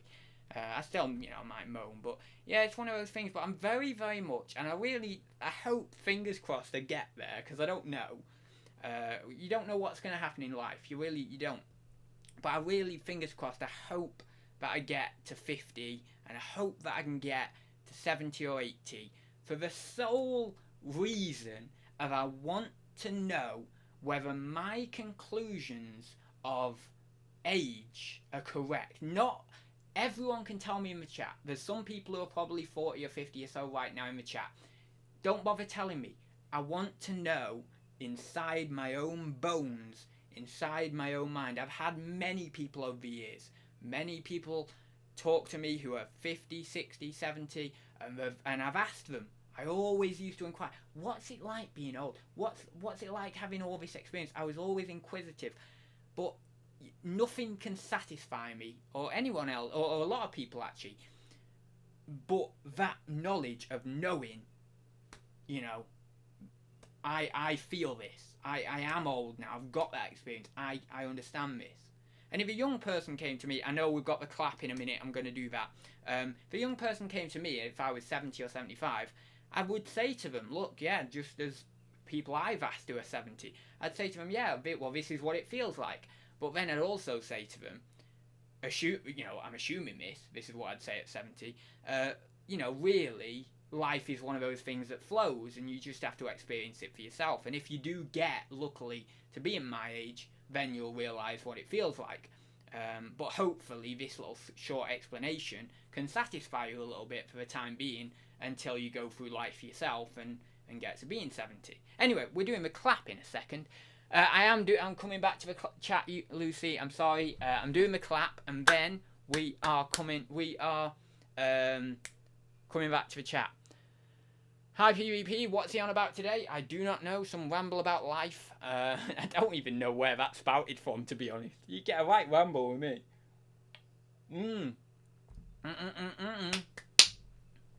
I'm going over to the window. I wonder if people are out again. Right, we've got to do the clap anyway.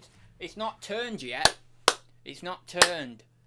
I'm just revving up. I'm revving up the engines. Come on, the engines want to go.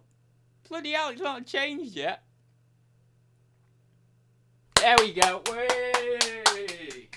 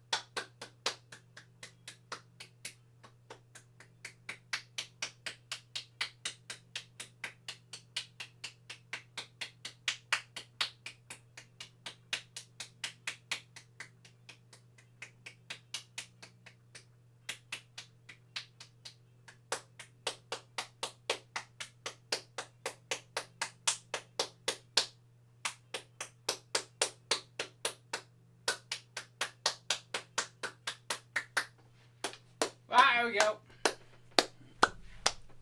I did it a bit longer tonight because, well, I've not been doing it that long because I've been on the stream.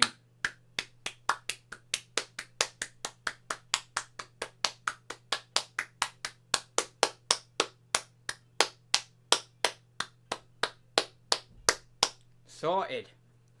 2 minutes. Oh, I did 2 minutes of clapping there. Bloody hell, they're still going. One sec, me thing's going off. Stop. Right, and let me go up the chat. Oh my god. I've stopped, I think. Don't think people are doing it for quite as long. On the first one, we were doing it for like a long time. But now, obviously, it's been like, I don't know, 10 weeks or something. I don't know. No, not 10 weeks. About 7. Right then.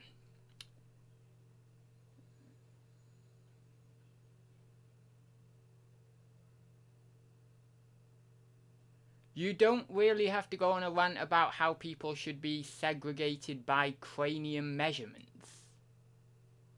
Segregated by cranium measurements? No, not cranium measurements. You mean in relation to the serious silly? No, I don't mean serious in terms of intelligent. So someone's basically more intelligent. I mean in personality type. So someone's like more of like a mystical person, and then someone's more of a, you know, more of like a rigid scientific person essentially. I'm not talking about intelligence. There can be intelligence in both camps. What I'm talking about is what people fit best together. So, for example, I would want to be with people who are more kind of spiritual or mystical than people who are more scientific and, you know, more rigid, objective and things like that. I'm not saying intelligence. I'm not saying intelligence comes into that. It's simply a view on reality. So, for example, I like to see reality as weird and crazy and different and odd and all this, whereas other people like to see reality who are more serious as, oh yes, this is rigid and this is and we've got to do it this way and it's all like ties and pins and pencil pushers and all that. That's what I'm saying. I'm not saying segregate based on intelligence or anything like that. I don't really care if there's like someone who's really intelligent in my dorm or someone who isn't. I don't care. But what I do care about is I'd rather have like people who are incredibly stupid but who are like really fun-loving and mystical and all the rest of it and like, you know, crazy and all that sort of stuff, than have like loads of intelligent people who are really serious and like, oh yeah, we've got to do all the work and we've got to make sure that we're doing everything in the way that, you know, we have to and all this sort of stuff. Like very, very hard, rigid people. That's what I'm saying. I'm not saying intelligence, or I'm not saying segregating. I'm not really saying segregate in any way. What I'm saying is that I would get on better with those people, so I hope that I gravitate and that I have those people rather than a different group of people. It's just personal preference, simply. It's not to say that I necessarily would really dislike the other people, but it's just I don't think I would get on very well with them, and if I'm not going to get on with them very well, it's not going to be a nice experience for me, it's not going to be a nice experience for them. So why don't we just separate and they go somewhere else with their crowd, I go somewhere else with my crowd? It makes logical sense. It's like, for example, friendship groups in school. You don't have you know, like a big crowd of people and then you have loads of people who are you know, people don't hang out basically in a group of 50 people who are really mixed. What we do is we separate down. There's like 50 people, but then you have 5 people over here, 5 people over here, 7 people over there, 10 people over here, because they all have different views of the world. They all have different takes on what is right and what is wrong, different morals, different dislikes and likes. And if you actually boil all that down, the main 2 philosophies on the world are you a serious person or are you a silly person? I.e., do you think the ultimate kind of experience of life should be a serious one, or do you think the ultimate experience of life should be a silly and freeing one? I come into the silly camp, so therefore I want to be with silly people. if you come into the serious camp, then you want to be with serious people, and you disdain, or you, whenever someone's acting like really far too silly, it's not to say that you don't integrate with the silly people, because there's so many differing degrees of this. It's not like a hard, fast black and white. It's like a spectrum. It's like a grey spectrum, and there's white on this side, black on this side, and then grey in the middle. So there's some people who come like a little bit close to this end, but they're still closer to that serious, but they can actually tolerate a little bit more silly. So you have like all different kind of spectrums of this, but essentially, if you aren't, if you're in one camp, you're not gonna like the real opposite side. If you're more gravitating to that serious, then you're not gonna like the ultimate end of that silly. I'm close to the end of the silly. So someone who's like closer to that end of that serious, I'm not getting on with. Now, if they are like part way, if they're like serious, like real ultimate serious this end, and then middle in this end, if they're like there, I'd probably be like, oh yeah, that's all right, because you're serious a little bit of the time. I can get on board with that, but you're not like deadly serious all the time. If, let's say, there's someone in the middle, fair enough, someone's a bit more in the middle, because you can have people who are not necessarily falling drastically into one camp, but they're just slightly, so it's like the political spectrum, left and right. You can just be in the middle, and there could be one person who's just very, very subtly leaning over to, let's say, the silly, but they're practically in the middle. So then those people can either go, oh, well, I'll go over to the silly, or I'll go over to the serious. And those type of people might be mediators, and so they could actually be in both camps. They could actually go over to both and be quite happy with it. But the problem is, if you're a person who's far on one of these sides, then you're not, and then there's another person who's far on the other side, it's not going to really work. A lot of the time, in a lot of circumstances, opposites do attract, but with regards to, certainly a relationship, sometimes opposites don't attract. Sometimes actually that saying isn't true. If you were with someone who didn't like anything that you liked, it wouldn't work. You need some sort of middle ground. You need some sort of likes and dislikes there. You need something, you need some substance. So therefore, it's just the same with the serious silly. If I'm really, really silly and the other person's really, really serious, we're not going to attract. It's not going to work. It's not going to fit. So therefore, well, I think to myself, I hope that I don't necessarily get too many of those people in a dorm, because if I do, it's not going to work, and then I'm not going to be an effective learner. They're not going to be an effective learner. We're not going to get on well. We're going to cause friction, which is going to disrupt the other housemates. The other housemates are going to then start taking sides, and then we're going to have to get the wardens in, and then they're going to have to mediate for us and say, look, listen here, lads, you're adults. Why do we,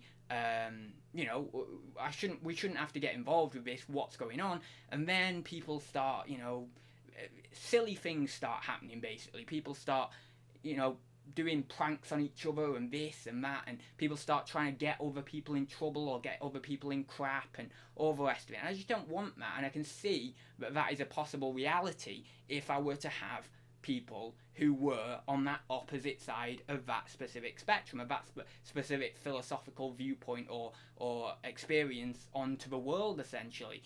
And I don't want that. So I'm going to, of course, favour and try and hopefully hope, well, basically all I can do at this point is hope, because I've booked my room, hope that I don't get that and we're cool. And as I said, people are so much more complex than that. It isn't necessarily just a hard, fast, serious and silly. You can look at it in that way as a black and white. And life can be black and white, but what you've got to always understand is what happens when you mix black and white together. You get grey. And life is also grey. Life is both black and white at times, but it's also grey. Because, as I say, black and white make grey. And therefore, humans are grey. They are grey people. There's so much complexity to the human organism. It is incredible to the personality, the mind, the body, everything. So much complexity. No one would dispute that. And so, I'm not really trying to be too reductionist about it, although it may seem like that. I do very much understand that people are very, very complex. But if you actually remove a little bit of the kind of the likes and the dislikes and stuff, and you actually get this kind of basis of, well, they're more of a serious person and I'm more silly, you start to see that how that would conflict essentially. And even though you may be able to add in the likes and the dislikes and add in the complexity of the human organism, you can maybe get a bit more of an agreement, you can maybe get a bit more of subtlety in terms of a friendship, and it might work actually quite effectively for a while. But then cracks will start to show and things will start to fritter. And then in other circumstances it won't. Maybe in other circumstances, because of that more complexity, because of that grey area between the black and the white, because of all that kind of building on top, that conceptual framework, all the different things that it means to be a human, maybe that actually goes in your favour. And although someone is quite serious, because of all their complexities, of obviously being a human, maybe actually you do get on and the friendship actually works, despite the fact that really it possibly shouldn't in the basis of what it is, but because of, as I say, all this other added complexity of what it means to be a human and environment and all the rest of it, and maybe they have good friends that you like, and you have good friends that they like, and that comes into it. It's so complex. It's like a big web of stuff. It's like a big web of stuff, and sometimes it aligns right, even though possibly it wouldn't, you wouldn't suspect it to, and then other times it doesn't. But you've got to.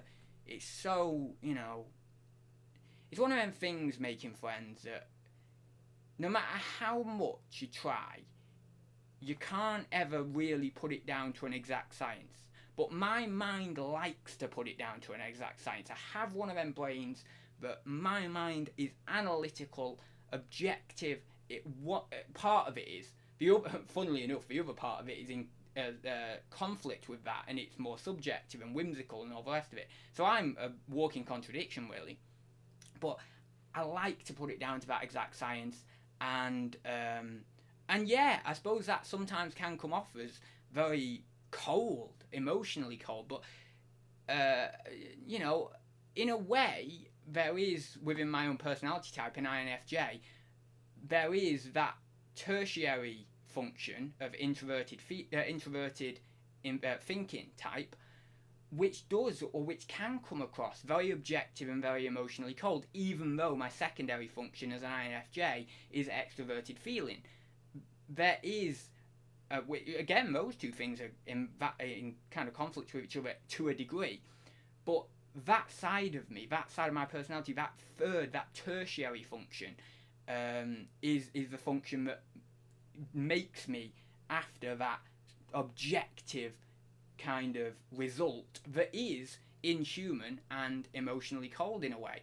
And you'll find, like with a lot of INFJs, that if they've developed their tertiary function of the introverted thinking, not all INFJs do, to the extent maybe I've done or someone else has done, but if they've done that, they may have a very loving and feeling side and want to really embrace someone, especially someone they've got a very, very strong one-to-one bond with, but also they may have this other side that can be very objective, very cold, and part of that comes for me in my evil side, my shadow.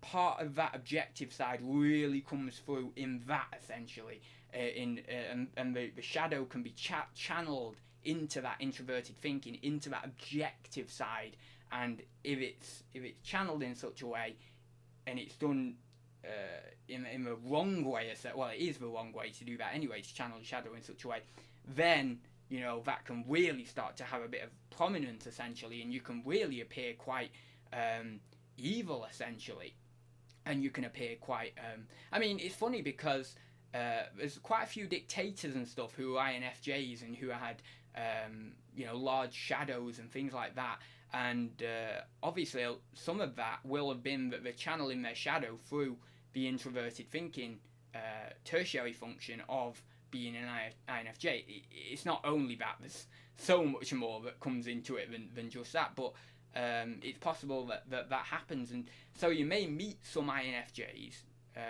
particularly those like myself, who's got a build-up of a lot of complexes in the unconscious, you may meet some INFJs who have pretty big shadows and have pretty, they're very objective and can be quite evil in a way. But I think to kind of balance that evil, you have to understand it, but you also have to make sure that you're not doing wrong by your extroverted feeling capacity as well within your personality. And if you have a close relationship with that extroverted feeling capacity, empathy, sympathy start to come in, and that actually draws back the shadow, and the shadow isn't as prominent in that negative light, essentially. And therefore you can balance it. If we are being more reductionistic on that side, and we're just saying people have a light side and a dark side, let's say, which again, it's a lot more complex than that. But let's say someone has a light side and a dark side, it's a real balance to balance those. And the only way to balance them is to get realization of the dark side, so that then you can draw light upon the dark side, and then you can balance them because you understand your dark side, and you can play with it. You can subtly, do things like that. It comes out once in a while, but you've balanced it because you've got conscious awareness of the negativity inside your own mind. If you don't have conscious awareness of the negativity inside your own mind, you'll psychologically project it out onto other people who are a fitting candidate for that psychological projection, and you'll never accept it inside yourself, and therefore you're just going to be walking around unconscious of the fact you, don't like a certain institution, or that's a very small one obviously, or you have anger issues, or you have an issue with this, or you have a complex centered around this, or whatever. So got to balance it. And it's funny because you can see in supposed sages or holy men, or yogis or whatever, you can see if you watch them how, because obviously those people are more balanced in their kind of, or supposedly again more balanced. I personally do agree with that they are a bit more balanced, because the whole process of yoga and opening up the chakras and things like that, it is actually, if you look into it quite enough, it's an ancient form of psychology. And so they've kind of balanced their shadow, they've balanced their dark side, and that doesn't mean that we've got rid of it. It doesn't mean that it's just gone and they're all kind and loving and there's not a bad bone in the body. What it means is that they don't disdain it, they don't reject it, they don't make it unconscious, they don't project their shadow onto other people, they're not unconscious of it.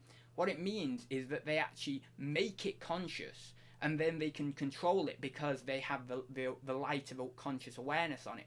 So that's what I do, you see. I play with it. I sometimes can come across quite evil in videos. Sometimes I can be quite, oh my god, he said that or whatever. But that's only because I am slightly more, at this point, having done dream interpretation for a long time, having looked into spirituality, mysticism, all this sort of stuff, I'm slightly more aware of my own shadow. Now, I'm not going to say I have crazy levels of self-awareness, because I don't know my levels of self-awareness. I don't even think there's a way to objectively quantify a level of self-awareness, and I don't know that whether in the future I might have been grossly unaware of something that I have in my unconscious right now, an unconscious content of some sort. Probably am.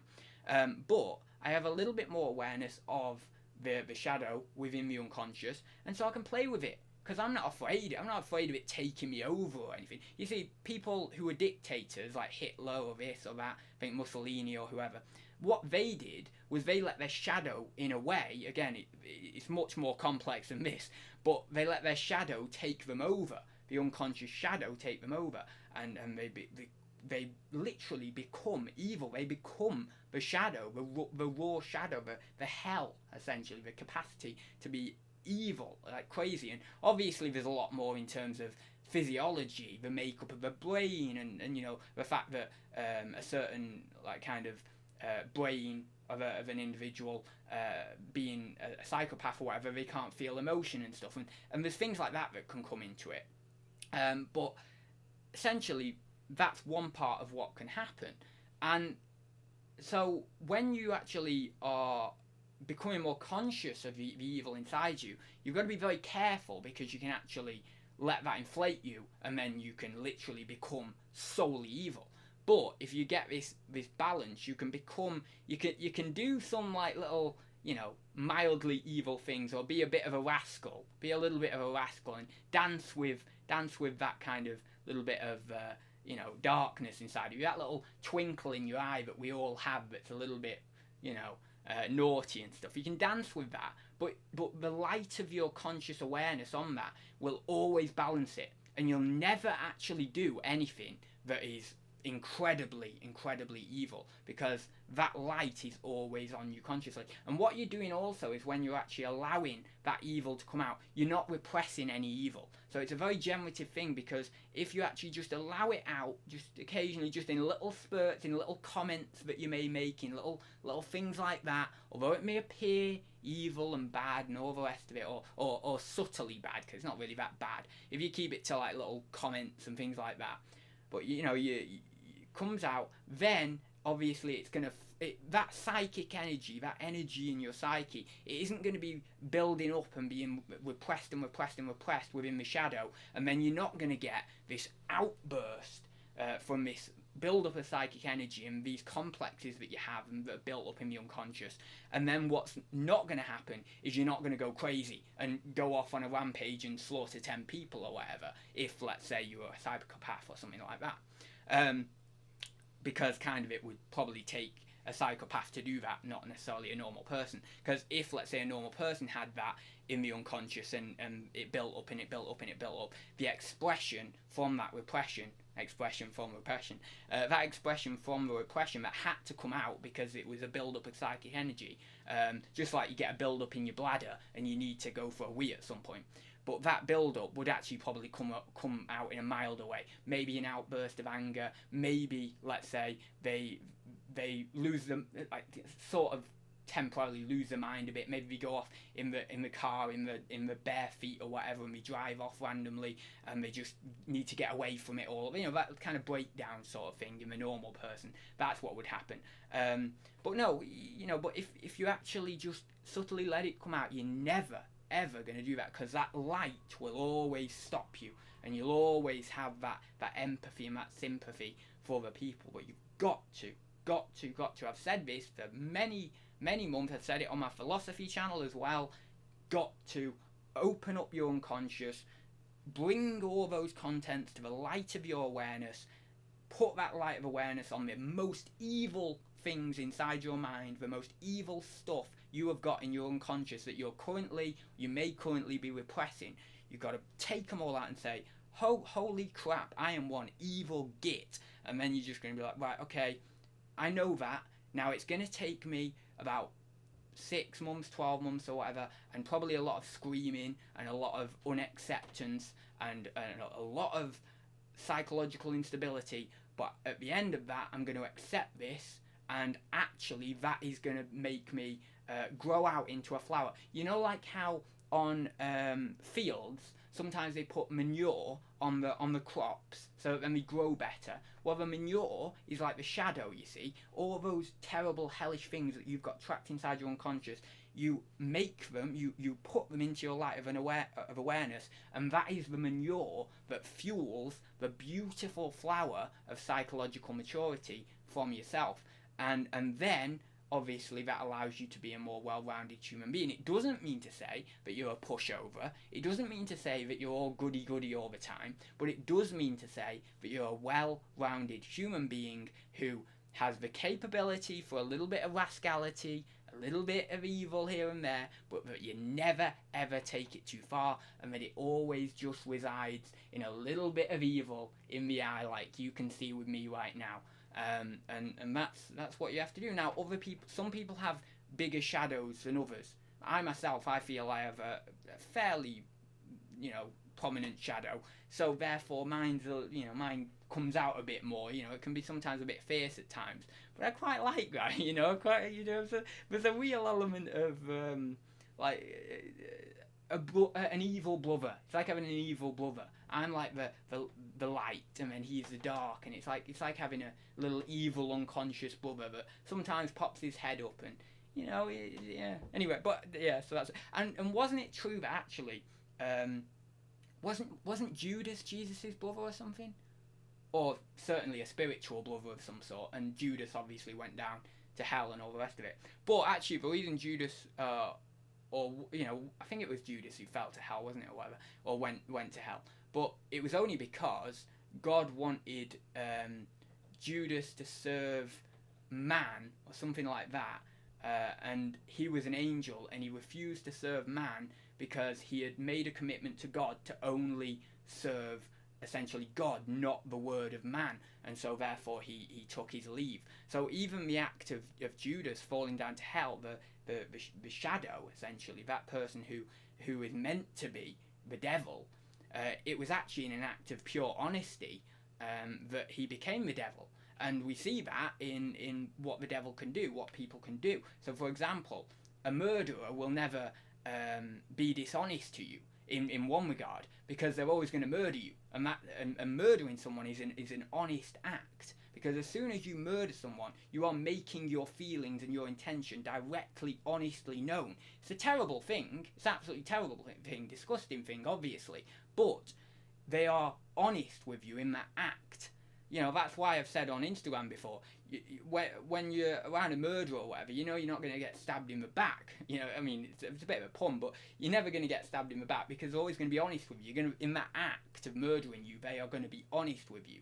And that honesty that we normally associate as a divine trait, as a trait of a god, being honest, sincere, is a very godly divine trait, is actually not a divine trait in most of its part. It's actually a trait of the devil, being honest. For example, I don't like someone in the chat. Is it divine of me to say to them, "Oh, I hate you, I think you're horrible like this"? No, it's not a divine trait. What it should be classed as, it is a divine trait, because I'm being honest, and so I'm not deceiving anyone. But actually, what we realise is that it's actually more divine within, let's say, our conceptual framework of religion and society and stuff, to actually keep your mouth shut. And it's actually a work of the devil to be honest. But that is weirdly off, because you would think of honesty as a divine trait. So we have that weird thing going on there as well, which is very odd when you actually start to realise that to be completely honest is to be the devil. To be completely honest with everyone is to be the devil, and that's very hard, to be completely honest with everyone, and you realise in that act you are the devil. You are being the devil, and so that's why people don't do that, because they have an element of rationality, they have an element of intelligence that makes them do the right, and I do put that in quotation marks, the right thing, which is to suppress that, or not necessarily suppress it, but just not tell people, because that now is divine. Well, obviously in a lot of different religions there's a dual nature, or even a threefold nature to the divine, which involves the devil. The devil in Hinduism, we could say, although obviously it's not a direct representation, because Shiva isn't actually the devil. In fact, he's worshipped by a lot of people as one of the kind of the highest gods, essentially, and so he should be. But if we're going to actually attribute a kind of the devil in Hinduism, it would be Shiva, because at the end of the day he's the destructor, the god of destruction, even though he is also the thing that basically creates life again in a way, because without destroying it, Brahma can't create it again. So therefore he's actually a positive god and a negative god. But Shiva is in the Trimurti, the three main gods of Hinduism, Brahma, Vishnu and Shiva. He is like the devil. And then we have the idea in Taoism of the Tao, the yin and the yang. The yang, the yin, the dark principle, is the devil. And then we have it, there's loads of different religions. Obviously you have it in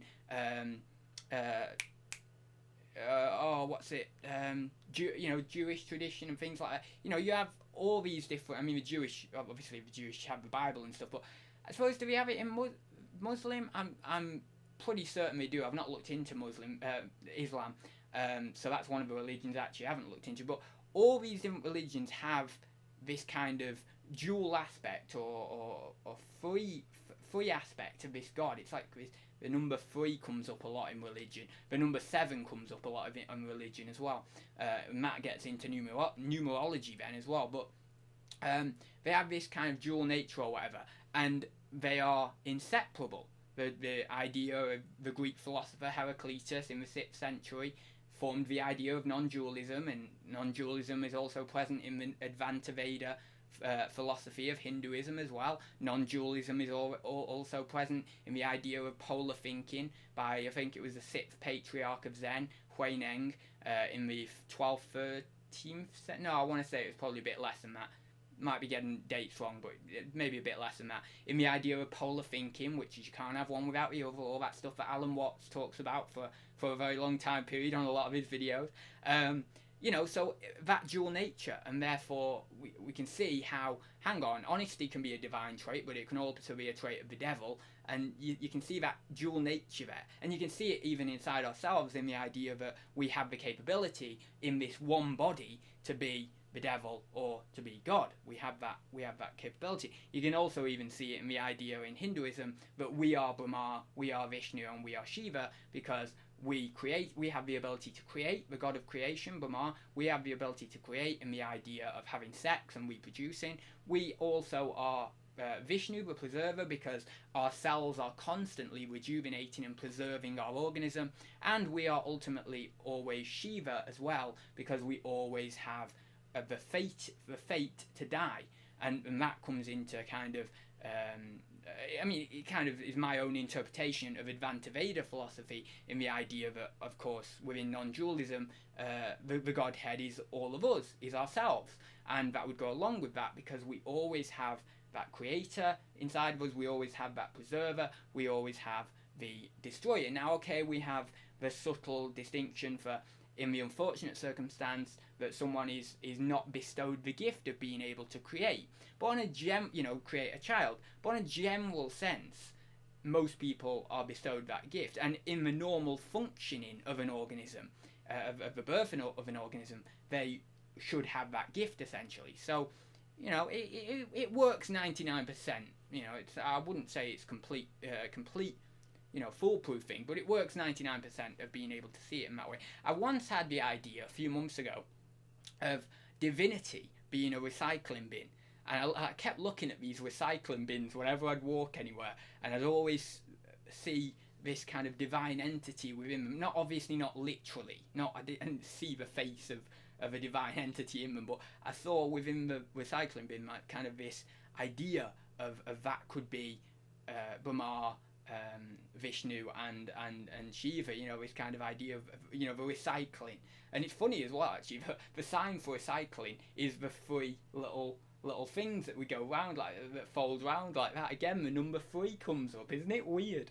Yeah, but it's funny, isn't it? Not that there is actually anything to that, by the way, that symbolism of 3, or that association, I should say, of 3, with Shiva or whatever, or even like the Holy Spirit and then Jesus, and then obviously God and stuff like that. Not that it has any comparison with that number.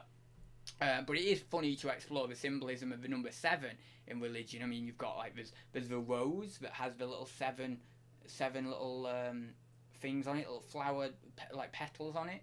You've got also that the 7 stages as well, which is Goliath. I think it's when was it Goliath?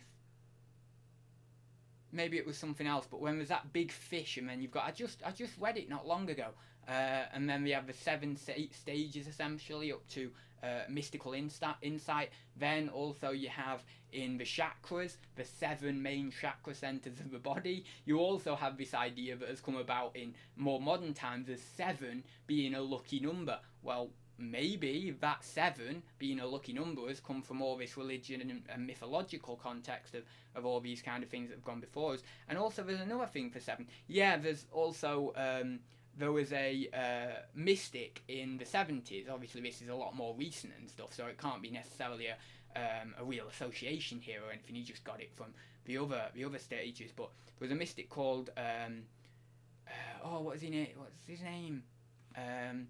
Bubba, well, one of his names was Bubba Free John, but I'm trying to think of his other name. Very controversial mystic, really, at the time, Rascal Guru. And he did his 7 stages of the Sage as well, which is interesting. And there's been I've not looked into religion enough to actually know all of these different symbolisms of the number 7 or the number 3. But we could, I mean, even in Taoism, there's the 3, the idea of representation of 3, because we have the yin, the yang, and then the circle as well, which is the ultimate Tao. So it's the 1 encapsulating inside the 2, which then obviously you add 1 and 2 together, you get 3. The overall Tao, and then the yin and the yang that make it up. So you have 3 in there as well. It's very, very interesting. And I'm sure in Islam or in other religions you'll have this symbolism of 3 and 7 somewhere. Maybe not in all of them, but in some of them you will have that symbolism. So it's interesting. Anyway, I don't know. I just rambled there. But, you know, you get me talking about philosophy, and I ramble because I like it. It interests me. So let me get going now because I've rambled for so long. And I bet everyone's bored. There must be one. This must be one of Ad's best rambles. How long has he been going now? I do not know how long I've been going. I've probably been going. We're 2 hours. We're 2 hours. Bloody hell. Alright then. Once Adz gets some formal education and structures his thoughts, he might make an interesting professor. An interesting professor? Oh God, no! I couldn't be a professor. No, you know why I couldn't be a professor? Because they'd always tell me to do things their way. Like, they want this being taught to the kids, or, well, not kids, like 17, 18, but if I was like a university professor, then, well, I said it the other week that I might do, but I'd have to have my own free expression. I'm not one of these people who like, oh yeah, I'm going to teach you this stuff specifically.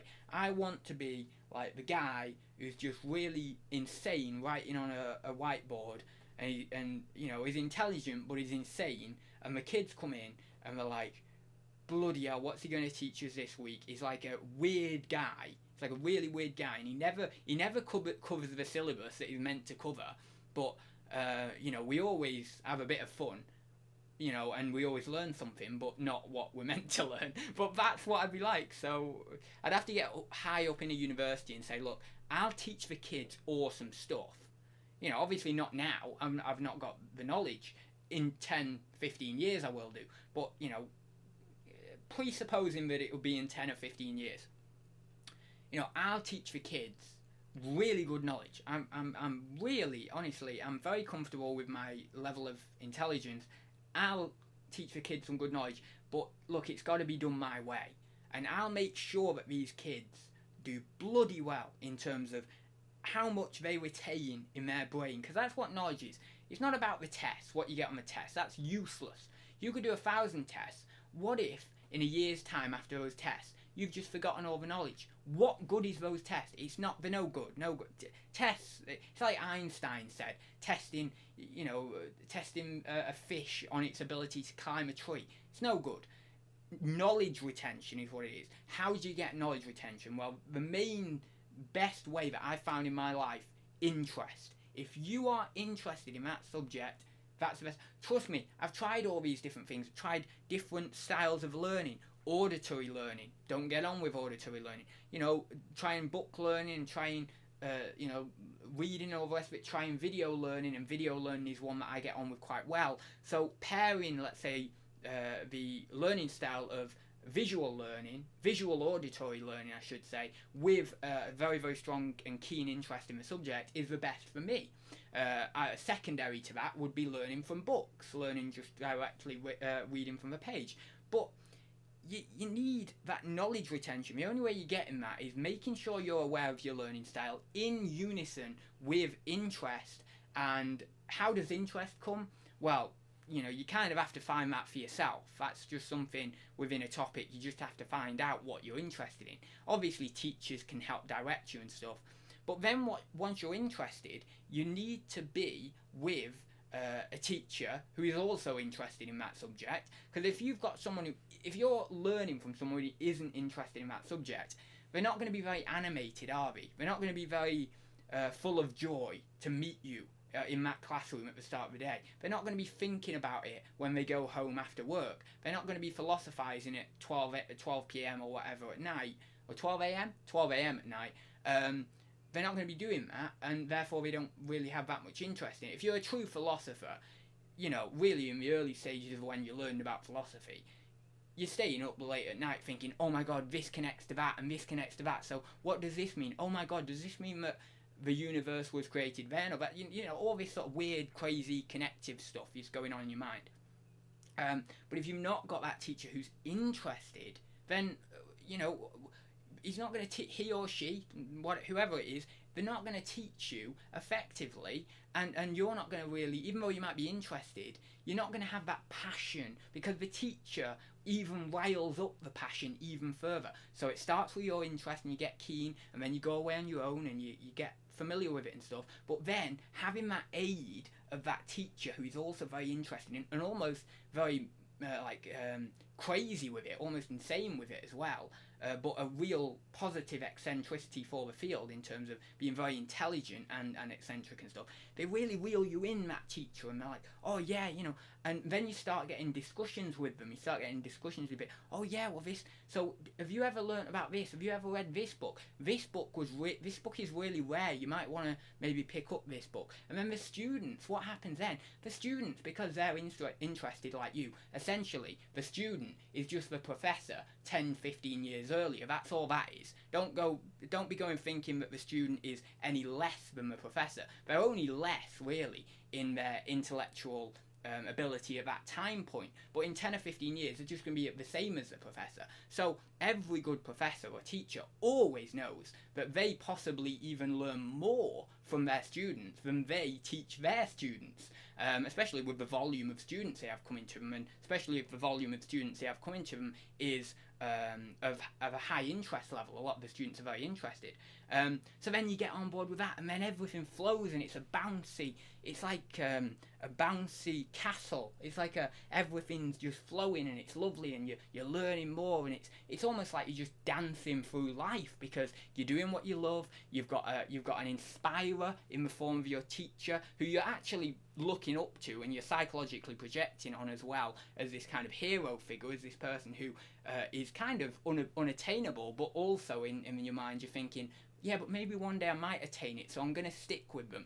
And then what happens, of course, as I've just mentioned, is 10 or 15 years go by, and then the student realises, actually, oh my god, I've become the teacher, I've become the master, the student becomes the master, and then they maybe become a professor themselves or whatever, and then they are teaching students who are in their position, and then those students are psychologically projecting on this guy. It always helps. I'll say it, I've said it before, I'll say it, maybe I haven't said it before, I don't know, maybe I have, but it always helps if you have a beard. If you have a beard, the psychological projection is better because it goes in line with the wise old man archetype, and people love to project that wise old man archetype on people, because the wise old man archetype can also be in line, a little bit in line with that hero archetype, depending on the age of the person, but it's kind of like save our souls, that kind of thing. So it's always kind of this authority figure, you know, this kind of wise old man projection. If they project that on, especially to a guy with a beard that's going a bit grey, then they get that, and then it's so bloody good, because they're kind of thinking that they need that person there as an authority figure. But what they don't realise themselves is that they are that person. Just, oh god, it's so good. Yeah, psychology is good. It is funny. So yeah, I mean but you need someone interested. You need the student to be interested. You need the master, the professor, whoever to be interested, and then it all just think of that mental, intellectual melding of minds. Oh god, it's sensational. Have you ever had a eureka moment? The eureka moments. Oh god, and that can only be enhanced by having a mentor, a professor who is really interested too, and also being with a group of students who are very, very interested too. If you're not with a group of students or a professor that's interested, it's not going to be as good. You might make your way on your own. I mean, you might be able to. You probably will be able to if you're really, really devoted. And you'll learn on your own and all the rest of it, but it just won't be as fun. You might end up getting to that position without any help, without any teacher there or other students there. But you're not going to get that human element, that personal element, and you're not going to get that fun of connecting with another person and feeling that interest there for that subject. No, I didn't mean connecting in that way, by the way. Although it was a bit of a weird hand gesture, but yeah, anyway, connecting with someone. So, you're not going to get that, and yeah, you might make it and all the rest of it, but it's just not going to be the same.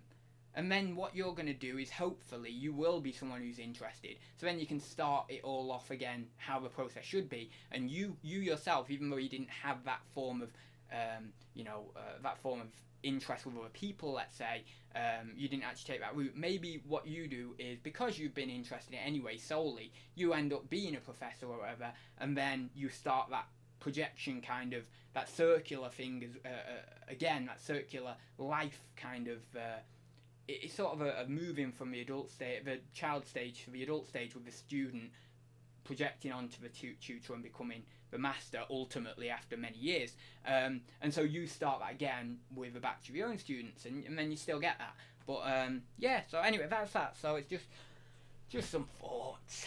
God, they're weird. I am so weird. I am so crazy. Right then. A good prof can really help engage you. Help? Oh God, I've mucked that up, haven't I? A good prof can really help you want to learn more. They engage and motivate. They do. It's funny actually, because talking of the beard, it's funny how people actually have the beard. A lot of people have the beard, and a lot of people respond well to it. And I really do feel it's a psychological projection of the wise old man archetype onto that person. When they get to about the age of 55 and over, maybe 60, whenever the beard's going a bit grey, then they project. And we all know the archetypal sage in the Stoic tradition, in Stoicism, held by Marcus Aurelius and many other Stoics, was, and maybe more associates of Marcus Aurelius, actually, more so than him himself, but the archetypal sage in the Stoic tradition is Socrates, who is a philosopher, of course, very good philosopher, heralded as probably one of the best philosophers of all time, rightly so, and he was the archetypal wise old man as well, but also the wise old man in line with the sage. The sage and the wise old man go hand in hand, essentially. So that's the archetypal. So what we really do, in a way, is we project that idea, that image of the archaic wise old man, that kind of Socrates image onto that person, onto that professor who's being very articulate and being very intelligent, all the rest of it. We project that image onto them, and then they become, in a way, this kind of generalized wise old man that we look up to. But if you're older, you won't do that as much, because you'll have got over that psychological projection. It's only when you're younger. And you can also trick the system, because you might be thinking, well, hang on a minute, you're 24, how the hell do you know all this? You can also trick the system by reading up on certain philosophers and psychologists and stuff, so that then you can actually go for a kind of a psychological journey, and a philosophical journey as well, a spiritual journey almost, and then you can obviously bypass that, and then you can be you can actually take ownership of all of those psychological projections when you're younger, and then obviously it means that you're not projecting outwards onto all these people, and so forth. So yeah, that's my rant done for today, my ramble, whatever you want to call it, whether it's a rant, whether it's a ramble, whatever. I'll quickly look at the chat. Teach creative thinking, Adz. Yeah, maybe I could do advanced rambling. I don't know. Right then, I wonder what a course by Professor Adz would be called. Creative Rambling for Curious Minds, an introduction. The thing is, the problem, really, yeah, I think Judas was a disciple, yeah, possibly. Would be an experience, I know it would. I think the problem with me is that I am a stream of consciousness, so I don't think I'd be very good at structuring a lesson per se. I don't think I could really structure. I mean, I probably could, but I don't like it. I like just talking, and whatever comes out comes out. And no doubt there'll be something of worth in there, even if it's only a tiniest little fraction, or it might be more than that. But even if it's just a tiny little fraction, you better be sure it'll be good, that tiniest little fraction. Even if it is just a tiniest little fraction, it'll be good. And so it might be worth sitting through a half an hour ramble in a lecture theatre just to hear that one little section. But no, it would be weird, and maybe I do need to actually get better at that, and not. I mean, if I was a professor or a teacher or whatever, well, certainly I would if I was a professor or a teacher, and structure it more and hone it down, because I don't think I really am too articulate with actually going deep into things. You might think I do, but if, let's say, I had given that lecture or rant or whatever you want to call it, if I had given that to some students, they would have to go away and do a lot of research. And, it's all well and good, and the student who is very interested is going to want to do that anyway. But I like to actually it might just be my personality, might be the fact that I'm a feeling type, and therefore I don't want people to go away and have to do all that hard work. I feel empathetic towards them, and I just want to give them it on a plate. So I kind of want to, in a way, change that, alter what I've just done essentially, and give them it more on a plate. Although I know that isn't the correct thing to do, because if you do that, then what's happening is you're taking away the experience and the failures and all the work that they would put in to get to real insight and real knowledge that they can be sincerely thankful of, and sincerely say, what was that? I don't know what that was anyway. Sincerely say that they have attained it, their own hard work and their own passion and their own accord essentially. And if that's the case, then I can't give it to them on a plate, can I? So anyway, I'm going to leave it there. I will look up the chat, but after the stream. So thank you for everyone's comments who's put in the chat while I've done my ramble. I will look at them, but if I look at them now, we're going to be on for another half an hour, and it'd be cool to get a shower.